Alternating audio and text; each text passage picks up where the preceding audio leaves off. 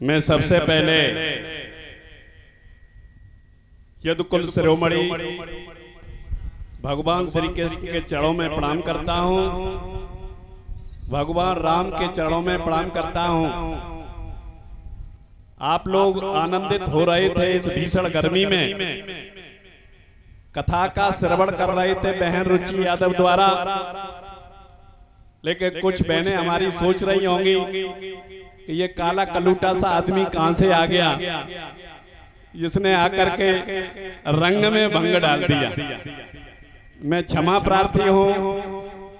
सबसे पहले तो जो बहन रुचि शास्त्री जी, इनके चरणों में प्रणाम करता हूं। इनकी पूरी टीम को बहुत बहुत साधुवाद और बधाई देता हूं। हमारे यज्ञपति जी, परीक्षित महाराज और हमारे बगल में सभी संत बैठे हुए, इनके चरणों में प्रणाम करता हूं। माताएं और बहनों के चरणों में प्रणाम करते हुए सभी बुजुर्ग यहां बैठे हुए सभी बुजुर्गों के चरणों में प्रणाम करता हूं।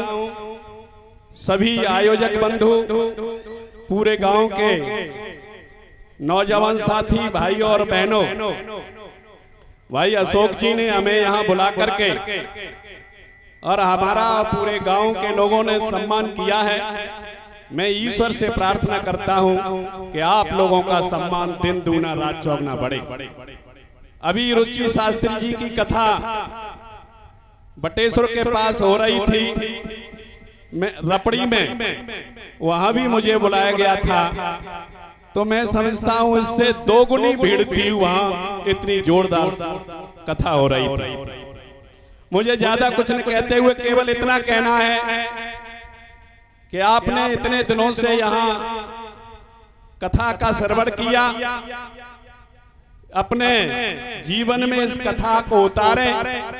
ऐसा न हो केवल सुने और इस काम से निकाल दें। महान वही हुआ है जिसने त्याग किया है। भगवान श्री राम को कोई नहीं जानता, केवल राजा राम बोले जाते। उन्होंने त्याग किया था, अपने माता पिता की बात मानी थी, इसलिए उन्हें भगवान कहा जाता है। वो भी हम और आपकी तरह थे, लेकिन उन्होंने, देखिए, एक तरफ तो राजगद्दी की तैयारी हो गई, सुबह उन्हें राजगद्दी पे बैठना है, राजा बनना है, तब तक पिताजी का आदेश होता है।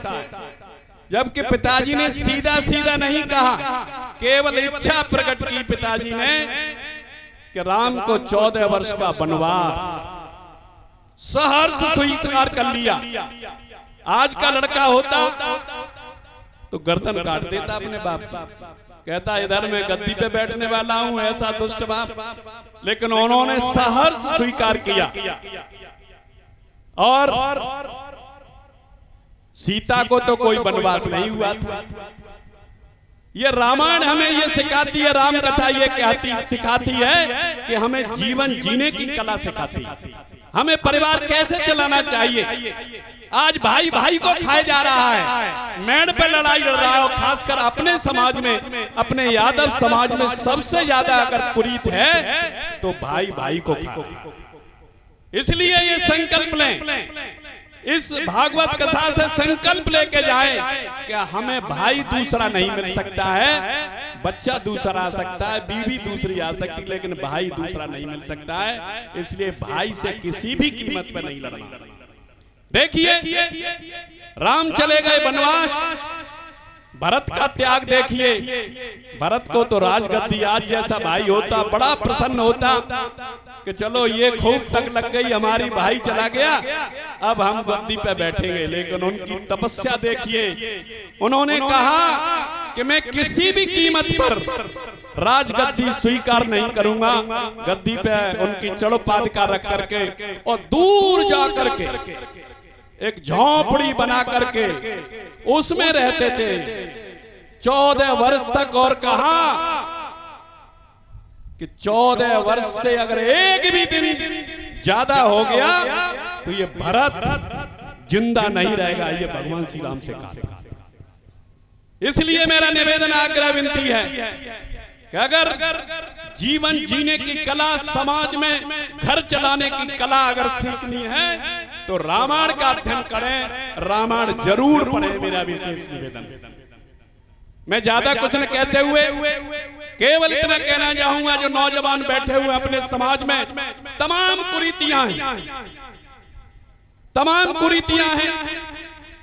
हमारे माँ बाप जिंदा हैं, उनकी हम सेवा नहीं कर पाते, और वही माँ बाप जब मर जाते हैं तो 20 कुंटल से पुआ कम नहीं होना चाहिए साहब।